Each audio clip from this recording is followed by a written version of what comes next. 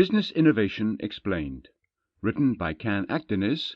Narrated by Willams. Introduction. Today, innovation is a buzzword you hear everywhere. There are conferences, books, TED talks, and college classes all dedicated to innovation. What is innovation? How do you make sure that your company is innovating?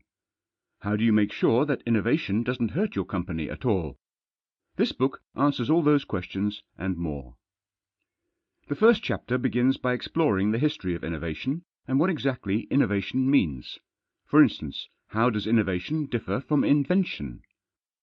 The second chapter explores the many types of innovation, including the popular and controversial theory of disruptive innovation. Chapter 3 includes an important discussion on how to spark innovation in your life or your company. Chapter 4 goes on to talk about some of the potential pitfalls of innovation. Finally, Chapter 5 examines what the world's best innovators have to say about innovation. Chapter 1. What is innovation? You hear the term all the time, but what is innovation? It's something new, a novel idea, or product, or practice. But it's much more than that as well. To be considered an innovation, it has to have impact. Thus, not all inventions are innovations. An invention is just any old new idea or product, regardless of whether the new thing has any impact on the world. Innovation, on the other hand, has impact. It alters markets, people, and society.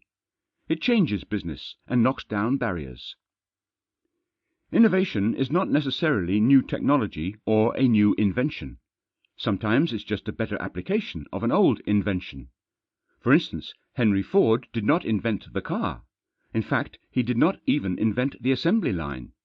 However, he was the first to combine the two for the purpose of making affordable cars that made them available to the middle class.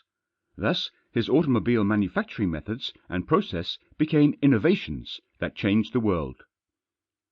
Interestingly, the popularity of the word innovation is relatively recent. The word novation first appeared in the 1200s in legal texts as a word for describing a new or renewed contract. In the 1500s and 1600s in Europe, the whole concept of innovation was considered frightening and heretic.